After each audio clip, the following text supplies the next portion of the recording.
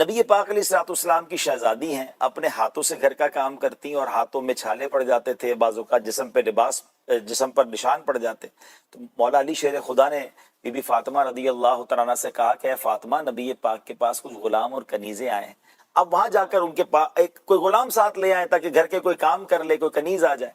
تو آپ گئی تو کہتی ہے نبی پاک کے ساتھ صحابہ بیٹھے تھے، تو میں نے بات نہیں کی، میں گھر آ گئی. نبی پاک علیہ الصلوۃ والسلام شام خود تشریف لے آئے، فرمایا کہ اے فاطمہ کیوں آئی تھی؟ کہتی میں نے عرض کی حضور گھر کے کام کاج کے لیے کوئی خادم مل جائے. تو سرکار دو عالم علیہ الصلوۃ والسلام وہ خاتون جنت جن کو فرمایا کرتے کہ میرے جگر کا ٹکڑا ہے، اس کے بارے میں پھر نبی پاک نے کیا یہ نہیں کیا کہ انہیں غلام دے دیا یا کوئی خادم دیا. پیارے آقا نے فرمایا اے فاطمہ اپنے گھر کے کام کاج اپنے ہاتھ سے کیا کرو. اللہ تھک جاؤ تو 33 بار سبحان اللہ، 33 بار الحمدللہ اور 34 بار اللہ اکبر پڑھ لیا کرو. یہاں پہلے تسبیح فاطمہ کی خوبصورت بات بتا دوں، علماء فرماتے ہیں اگر کوئی تھک جائے، آج بھی کوئی ایسا بندہ ہے جو کام کاج سے تھک جاتا ہے، روزے میں تھک جاتا ہے، تسبیح فاطمہ پڑھ لیں، انشاءاللہ آپ کی تھکن جو ہے وہ ریلیز ہو جائے گی. سبحان اللہ. مگر یہاں اسلامی بہنوں سے خاص طور پر گزارش ہے کہ جو گھر کے کام کاج نہیں کرتی. اور یہاں ایک اور پرابلم کیا ہو گیا اشفاق بھائی، طلاق کا ریشیو بڑھتا جا رہا، اور اس کی ایک بڑی وجہ، ایک وجہ یہ بھی ہے کہ ہم نے اپنی بچیوں کو گھر کے کام کاج سکھانا ہی چھوڑ دیا. اب ماسیاں گھر میں ہیں، کام کرنے والیاں ہیں، تو بندہ کہتا ہے کیا ضرورت ہے میری بچی کو کام کرنے کی. لیکن جس سسرال میں اس نے جانا ہے، اگر اس کو کھانا پکانا ہی نہیں آتا، گھرستی ہی نہیں آتی، اس کو کپڑوں کے بارے میں کچھ نہیں پتا، طے کیسے کرے کچھ بھی نہیں آ رہا ہوتا، اتنا کوڑا اپنی بچی کو رکھتے ہیں کہ بعد میں نیکسٹ لائف میں اس کو مشکل ہو جاتی ہے. یہاں ماں باپ کو بھی چاہیے کہ بے شک اللہ نے آپ کو نوازا ہے، آپ کے گھر میں ملازمین کیوں نہ ہوں، آپ بچی کو گھر کے کام کاج ضرور سکھائیں، کیونکہ جو بھی خاتون گھر کے کام کاج اپنے ہاتھ سے کرتی ہے وہ دوسرے گھر کی آنکھوں کا تارا بن جاتی ہے. ہمیں اللہ کرے یہ بات سمجھ آئے. تو اب بی بی فاطمہ رضی اللہ تعالیٰ عنہ کو نبی پاک خادم کیا جنتی خادم دے سکتے تھے، آپ تو جنتی خزانوں کے مالک ہیں نا، مگر آپ نے اپنی بچی کی تربیت اس طرح فرمائی. تو یہاں ماں باپ کے لیے بھی ایک درس ہے کہ وہ بچیوں کی تربیت کیسے کریں، اور یہاں ان بچیوں کے لیے بھی درس ہے. اب عید کے دن قریب آ رہے ہیں، تو جو بیچارے ایسے لوگ ہیں جو مڈل کلاس ہیں یا غریب لوگ ہیں، ان کے گھروں میں فرمائشی لسٹ شروع ہو گئی ہے کہ ہمیں عید کے دنوں میں یہ بھی چاہیے، یہ والے کپڑے بھی چاہیے، تو یہ بھی چیزیں چاہیے. اب وہ کہتے ہیں ہمارا کھانا مشکل سے پورا ہو رہا ہے، مگر گھر کی طرف سے کچھ بھی ہو جائے ہمیں چاہیے.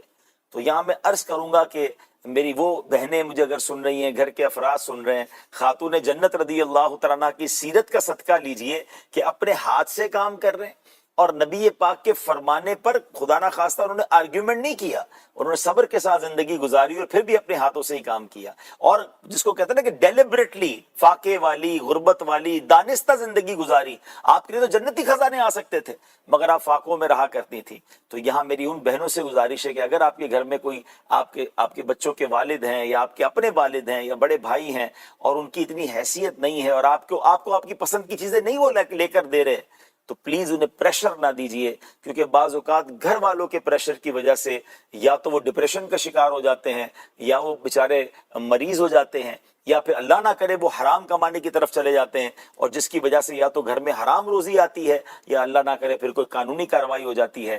تو اللہ کی رضا پر راضی رہیں، اللہ سے دعا کرتے رہیں. میں بھی دعا کرتا ہوں، آپ بھی دعا کریں کہ اللہ ان تمام ہمارے غریب مسلمانوں کے گھروں میں خوشحالی عطا فرما دے، ان کے رزق میں اللہ وسعت دے دے، مگر پریشر نہ دے.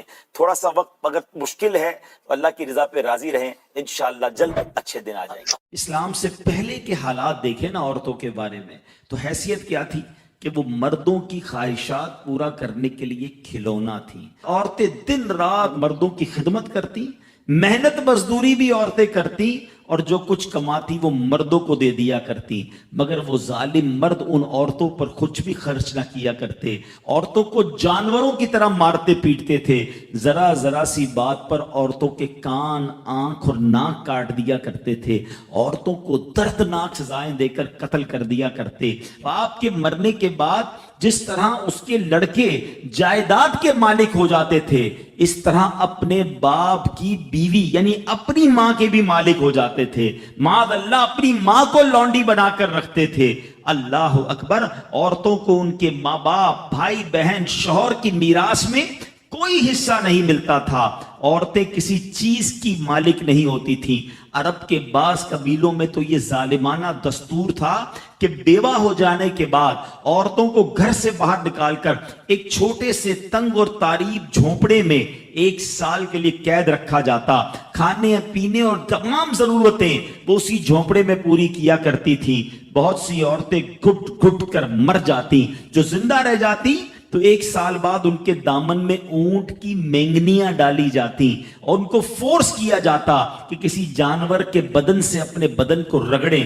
پھر اسی گندی حالت میں پورے شہر کا چکر لگایا جاتا تھا اور گویا یہ اعلان ہوتا تھا کہ اس عورت کی اب عدت ختم ہو گئی ہے. اللہ اکبر. ایسی ایسی رسمیں تھیں, ایسے رواج تھے. عورتیں بلبلاتی, روتی, تڑپتی, مگر ان عورتوں کے زخموں پر کوئی مرہم رکھنے والا نہیں تھا, کوئی فریاد سننے والا نہیں تھا.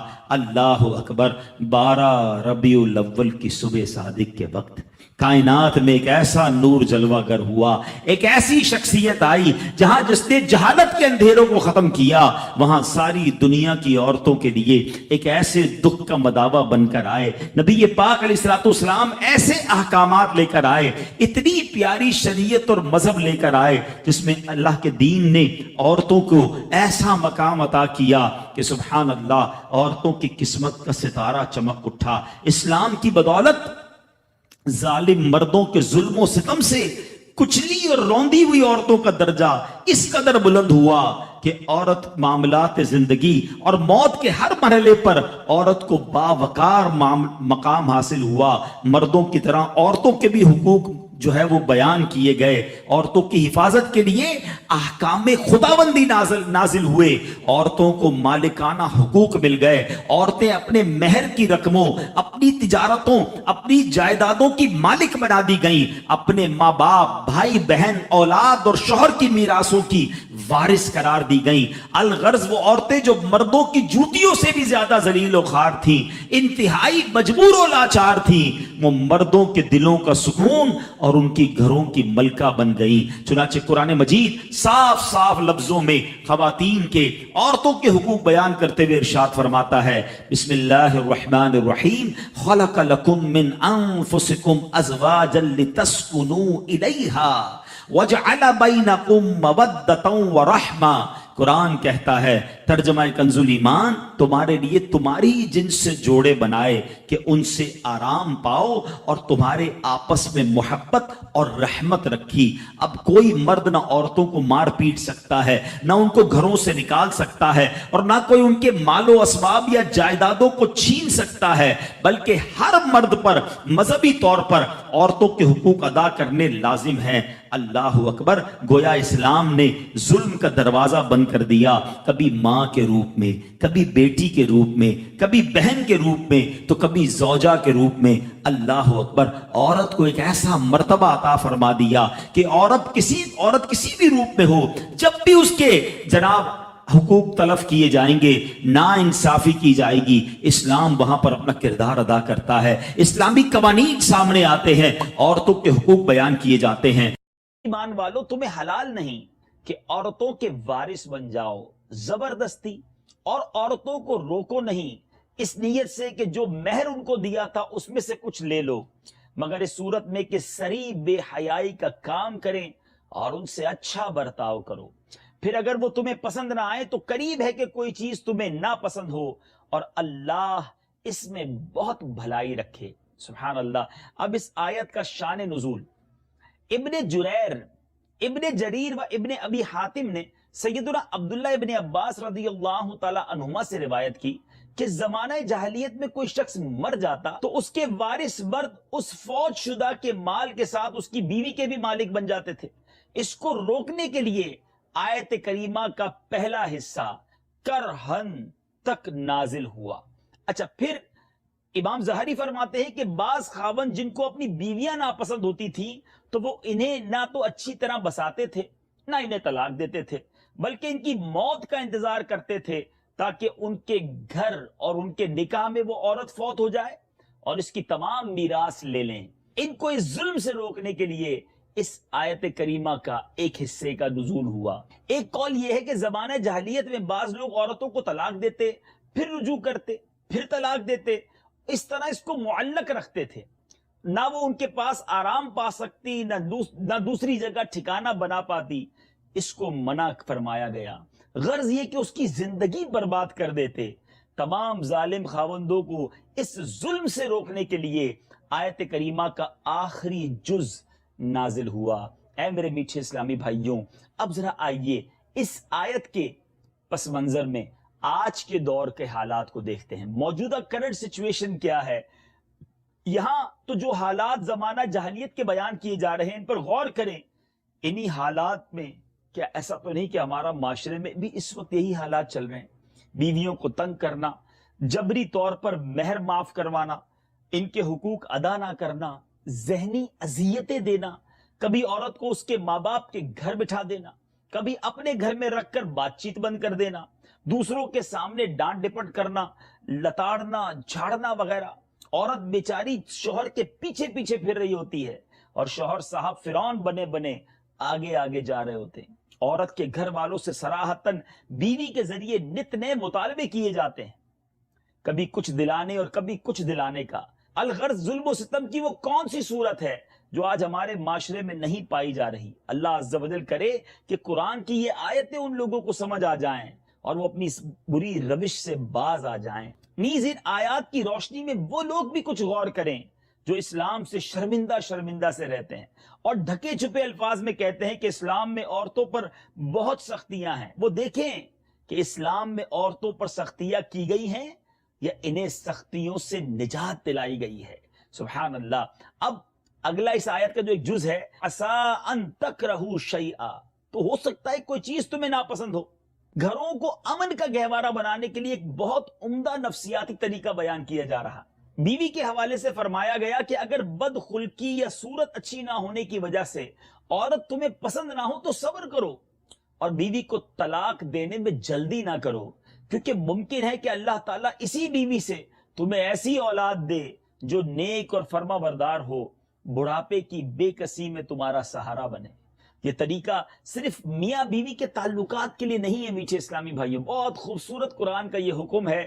اگر ہم پازیٹیو سوچنا شروع کر دیں تو زندگی آسان ہو جائے گی. مثال کے طور پہ زندگی کے ہزاروں معاملات میں اس پازیٹیونیس کو، اس مثبت طریقے کو اگر ہم امپلیمنٹ کر دیں، شامل کر لیں اپنی زندگی میں، تو زندگی کتنی آسان ہو سکتی ہے. مثال کے طور پہ کہ اگر کسی کی بیوی بدصورت ہے لیکن اس سے آدمی کو نیک اولاد حاصل ہے، یہاں اگر بدصورتی کو گوارا کر لے تو اس کی زندگی امن سے گزرے گی. لیکن اگر طلاق دے دے تو بعض اوقات نتیجہ یہ نکلتا ہے کہ بیوی تو چھوٹ جائے گی مگر بچے بھی چھوٹ جائیں گے. ساری زندگی ایسی تکلیفوں اور اذیتوں میں گزرتی ہے. اولاد کے حصول کی جنگ چل رہی ہوتی ہے، حقوق کی لڑائی میں ذرا بندہ مصروف ہو جاتا ہے کہ پھر زندگی کوئی اور کام کی نہیں رہتی. یوں ہی میرے میٹھے اسلامی بھائیوں، بعض اوقات کسی ڈپارٹمنٹ میں، کسی ادارے میں، کسی آفس میں ایسا بندہ رکھا ہوتا ہے جو بندہ کسی وجہ سے پسند نہیں آ رہا ہوتا مگر اس کی وجہ سے سارا نظام چل رہا ہوتا ہے. تو ہمیں کوئی چیز پسند نہیں ہے لیکن نظام کے لیے وہ ضروری ہے تو اسے چلنے دیا جائے. اور اگر اپنی ناپسندیدگی پر فیصلہ کر دیا، فارغ کر دیا، تو بعض اوقات پورے آفس کا، پورے ادارے کا نظام بیٹھ جاتا ہے. تو بہرحال میرے میٹھے اسلامی بھائیوں، ایسی جگہوں پر فوائد کو دیکھتے ہوئے چھوٹی موٹی باتوں کو برداشت ہی کر لینا چاہیے. سب سے پہلے نافرمان بیوی کو اپنی اطاعت کے فوائد اور نافرمانی کے نقصانات بتائے جائیں. نیز قرآن و حدیث میں اس تعلق سے منقول جو فضائل ہیں اور وعیدیں ہیں وہ بتائی جائے. اگر اس کے بعد بھی نہ مانے تو ان سے اپنے بستر الگ کر لو. پھر بھی نہ مانے تو مناسب انداز میں انہیں سزا دی جائے. اس مار سے مراد یہ ہے کہ ہاتھ یا مسواک جیسی چیز سے چہرے اور نازک اعضاء کے علاوہ دیگر بدن پر ایک دو ضربے لگا دی جائیں. وہ مار مراد نہیں ہے جو ہمارے یہاں جاہلوں میں رائج ہے کہ چہرے پر اور سارے بدن پر مارتے ہیں، مکوں، گھوسوں اور لاتوں سے پیٹتے ہیں، معاذ اللہ ڈنڈا یا جو کچھ ہاتھ میں آئے اس سے مارتے اور لہو لہان کر دیتے ہیں. یہ سب حرام، ناجائز اور گناہ کبیرہ اور پرلے درجے کی جہالت ہے میرے میٹھے اور پیارے اسلامی بھائیوں اور مدنی چینل کے ناظرین. اور پھر اگر وہ اپنی غلطی پر معافی مانگ لے تو قرآن کہتا ہے فَإِنْ أَطَعْنَكُمْ فَلَا تَبْغُوا عَلَيْهِنَّ سَبِيلًا، پھر اگر وہ تمہاری اطاعت کر لیں، یعنی جب گناہ کے بعد توبہ کرنے کی صورت میں اللہ تعالیٰ تمہاری توبہ قبول فرما لیتا ہے، تو تمہیں بھی چاہیے کہ تمہاری زیر دست عورت جب قصور کرنے کے بعد معافی طلب کرے اور نافرمانی چھوڑ کر اطاعت گزار بن جائے تو اس کی معذرت قبول کر لو اور توبہ کے بعد اسے تنگ نہ کرو۔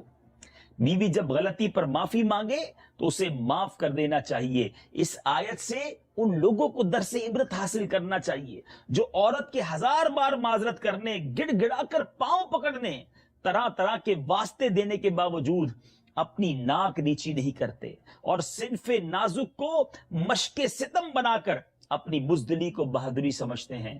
اللہ تعالیٰ ان بہادروں کو عاجزی اور سمجھنے کی توفیق عطا فرمائے۔ اب اس آیت سے جو مدنی پھول سیکھنے کو ملتے ہیں اس کو سمرائز کرتے ہیں، اس کا خلاصہ سن لیتے ہیں کہ نمبر 1، عورت پر بلا وجہ بدگمانی نہ کرے، بغیر تحقیق کے اسے برا نہ سمجھے۔ نمبر 2، اللہ تعالیٰ کبھی بد شکل اور بد اخلاق والی بیوی سے بھی اچھی اولاد عطا فرما دیتا ہے جس سے ماں باپ دین و دنیا میں سرخرو ہو جاتے ہیں۔ اور نمبر 3، نیک صالح اولاد اللہ تعالیٰ کی بڑی نعمت ہے، جسے اچھی اولاد ملی اسے دونوں جہان کی خیر مل گئی۔ اللہ تبارک و تعالیٰ ہمیں اور آپ کو ماں باپ کی مغفرت کروانے والی اولاد عطا فرمائے، ہمارے گھروں کو امن کا گہوارہ بنائے، ہمیں ظلم و ستم سے محفوظ فرمائے اور اللہ کی عطا پر قناعت نصیب کرے، اللہ کے فیصلوں پر راضی رہنا ہمیں نصیب ہو جائے۔ اے کاش تھوڑی بہت مشکل آ جائے تو اس کو صبر کرنا بھی نصیب ہو جائے۔ کیا خوبصورت قرآن ہے اور کیا پیارے اس کے پیغام ہیں۔ عورت کے لیے افضل چیز یہ کہ اسے کوئی غیر مرد نہ دیکھے۔ اب یہاں بدقسمتی سے حال یہ ہے کہ تیار ہو کر ایسی چیزیں پہن کر ایسا میک اپ کر کے باہر نکلنا ہے تاکہ لوگ دیکھیں۔ کتنا فرق ہے، یعنی ان کو یہ احساس بھی نہیں ہوتا کہ ہم کیا کرنے جا رہی ہیں۔ والد کتنا سمجھا لے گا، بھائی کتنا سمجھا لے گا، آپ خود سے یہ فیصلہ کریں نا۔ ہمیں پڑھنا چاہیے اور گھر میں بی بی فاطمہ کی سیرت کو بیان کرنا چاہیے۔ میں نے خود ایکسپیرینس کیا ہے، مرد کتنی کوشش کر لے گھر کا ماحول بدلنے کی، اگر گھر کی ایک عورت بدل جائے نا اور وہ نیک بن جائے، آپ دیکھیں گھر کا ماحول کیسے بدل، جو امپیکٹ لیڈیز ڈالتی ہے نا گھر کے ماحول کو بدلنے میں۔ اگر آپ کے گھر میں کوئی ایک اسلامی بہن با پردہ ہو جائے، با عمل ہو جائے، تہجد گزار ہو جائے، اس کا جو امپیکٹ آتا ہے نا بچوں پر اور گھر پر، اللہ اکبر، وہ امیزنگ ہوتا۔ واقعی ہمیں اپنے گھر میں خاتون جنت رضی اللہ تعالیٰ کی سیرت کو بیان کرنا چاہیے اور اللہ ہماری ماؤں بہنوں کو اس پر عمل کرنا۔ خاتون جنت اتنی حیا والی، اتنی پردے والی ہیں کہ زندگی بھر تو پردہ کیا، مگر جب آخری وقت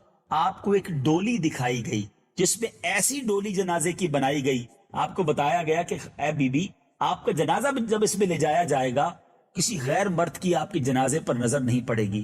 نبی پاک علیہ الصلوۃ والسلام کی دنیا سے پردہ فرمانے سے لے کر اس دن تک آپ مسکرائی نہیں تھی، ایک ہی بار مسکرائی اس ڈولی کو دیکھ کر، جس سے یہ انہیں اطمینان ہو گیا کہ میرے جنازے پر بھی کسی غیر مرد کی نظر نہیں پڑے گی۔ اور ہماری خاتون جنت کے پردے کا عالم یہ ہے کہ جب قیامت کے دن آپ پل صراط سے گزریں گی تو قیامت کے دن علماء فرماتے ہیں یہ اعلان ہوگا کہ تمام اہل محشر اپنی آنکھیں نیچی کر لیں، نگاہیں نیچی کر لیں، خاتون جنت کی سواری گزرنے والی ہے۔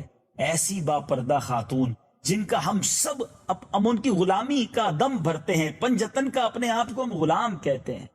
میری اسلامی بہنیں سوچیں کہ وہ تو جنازہ بھی کوئی نہ دیکھے، اس کی تمنا کریں، اور آج ہماری بہنیں بازاروں میں بے پردہ گھومیں۔ یہ سچی غلامی نہیں ہے اہل بیت کی۔ ان کی سیرت مجھے اور آپ کو یہ پیغام دیتی ہے۔ جو میرے بھائی مجھے سن رہے ہیں، اپنے گھر میں پردے کی ترکیب بنائیے، گھر والوں کو سمجھائیے بے پردگی گھر میں نہیں ہونی چاہیے۔ اور جو بہنیں مجھے سن رہی ہیں وہ خود سے یہ پلان کر لیں کہ انشاءاللہ آج کے بعد کبھی بے پردہ نہیں گھومیں گی۔ اللہ تعالیٰ مجھے اور آپ کو حیا کی توفیق نصیب فرمائے۔ نسبت سرکار کیا ہے سنیے گا۔ ایک بار سرکار دو عالم علیہ الصلوۃ والسلام کی پھوپھی جان حضرت صفیہ رضی اللہ تعالیٰ عنہ، ان کو کسی نے کہہ دیا کہ اے صفیہ، اللہ پاک کی بارگاہ میں آپ کو نبی پاک علیہ الصلوۃ والسلام کی رشتہ داری کوئی فائدہ نہ دے گی۔ جب حضرت صفیہ نے یہ سنا تو آپ بڑی غمزدہ ہو گئیں، اور سرکار دو عالم علیہ الصلوۃ والسلام تک جب یہ خبر پہنچی تو نبی پاک علیہ الصلوۃ والسلام پر ایک جلال کی کیفیت طاری ہوئی۔ حضرت بلال سے فرمایا اے بلال، لوگوں کو جمع کرو۔ نبی پاک علیہ السلام کے حکم پر مدینے کے لوگوں کو جمع کیا گیا. سرکار دو عالم علیہ السلام ممبر پر تشریف فرما ہوئے اور اللہ پاک کی حمد و ثنا بیان کی اور فرمایا کیا حال ہے ان لوگوں کا جو یہ گمان کرتے ہیں کہ میری رشتہ داری فائدہ نہیں دے گی. قیامت کے دن ہر حسب و نسب یعنی نسبی اور سسرالی رشتہ ٹوٹ جائے گا مگر میرا سبب اور نسب کہ وہ دنیا اور آخرت میں جڑا ہوا ہے. یعنی قیامت کے دن سارے رشتے ختم ہو جائیں گے مگر نبی پاک سے جو رشتہ ہے، جو آپ کی آل، آپ کے قرابت داروں کا رشتہ ہے، وہ قیامت کے دن بھی باقی رہے گا. علامہ سید ابن عابدین شامی رحمت اللہ تعالی فرماتے ہیں تقریباً انہی الفاظ کی حدیث کئی سندوں سے مروی ہے. اس کے علاوہ بہت ساری احادیث ہیں جن سے ثابت ہوتا ہے کہ نبی پاک علیہ السلام کا جو نسب پاک آپ کی اولاد کو ضرور نفع پہنچائے گا. یہ دنیا سے اچھے حال میں رخصت ہوں گے، آخرت میں نجات پائیں گے. بے شک آپ علیہ السلام کی اولاد اطہار دنیا اور آخرت میں بڑی سعادت مند ہے. سبحان اللہ، ذرا غور کیجئے کہ یہ کیسا رشتہ ہے کہ جب مرد اور عورت کا انتقال ہو جائے تو مرد کے لیے اب غیر ہو جاتی ہے، اب اس کا اس سے کوئی تعلق نہیں رہتا ہے، رشتے ختم ہو جاتے ہیں. باپ بیٹا بھی قیامت کے دن ایک دوسرے کو نہیں پہچانیں گے مگر سبحان اللہ، قربان جائیے اہل بیت کی شان پر کہ ان کا پاکیزہ نسب وہ مبارک اور مضبوط رسی ہے جس نے کبھی نہیں ٹوٹنا ہے. یہ نسب دنیا میں بھی قائم ہے، قبر میں بھی قائم ہوگا، حشر میں، میزان پر، پول صراط پر، ہر جگہ انشاءاللہ یہ کام آئے گا. تو اے میرے پیارے اسلامی بھائیوں، یقیناً نبی پاک کی اہل بیت جو اس زمانے میں تھی اور اس کے بعد آج بھی جو سید صاحبان ہیں، ہمیں ان سے بھی محبت سے پیش آنا ہے، ان کا بھی ادب کرنا ہے. ان کی رگوں میں بھی نبی پاک علیہ السلام کا خون دوڑ رہا ہے. سبحان اللہ. ہم جو غیر سید ہیں، بڑی اہم بات کہنے جا رہا ہوں، ہم ہزاروں سال اللہ پاک کی بے ریا عبادت کریں، بغیر دکھلاوے والی ہزاروں سال عبادت کر لینا اور ساری زندگی سجدے میں گزار دیں، ہمیں وہ شرف حاصل نہیں ہو سکتا جو سید زادوں کو حاصل ہے. کیونکہ سید زادے نبی پاک کے جسم پاک کا حصہ ہیں، ان کی رگوں میں دوڑنے والا خون رسول ہاشمی صلی اللہ تعالی علیہ وسلم کا خون ہے اور غیر سید کو یہ نسب اور یہ برکت حاصل نہیں ہو سکتی ہے. یہ بات ہمیشہ ایڈمٹ رکھنی ہے کہ آل رسول کی شان ہی نرالی ہے اور ہمارے بزرگان دین، ہمارے صحابہ نے اس کو اسی انداز سے ٹریٹ کیا. اپنے دور میں جس طرح وہ آل رسول سے پیار کرتے تھے، یہ ہم سب کے لیے درس ہے. تقریباً 85 سالہ ایک حجن بی نے سنہری جاریوں کے روبرو سلام عرض کرنے کے لیے حاضر ہوئیں. اپنے ٹوٹے پھوٹے الفاظ میں صلاۃ و سلام عرض کرنا شروع کیا مگر اس خاتون کی ایک اور خاتون پر نظر پڑی کہ جو کتاب کے ذریعے بڑے القاب کے ساتھ، بڑے تلفظ کے ساتھ صلاۃ و سلام عرض کر رہی تھی. وہ دیکھ کر بیچاری ان پر بڑھیا کا دل ڈوبنے لگا.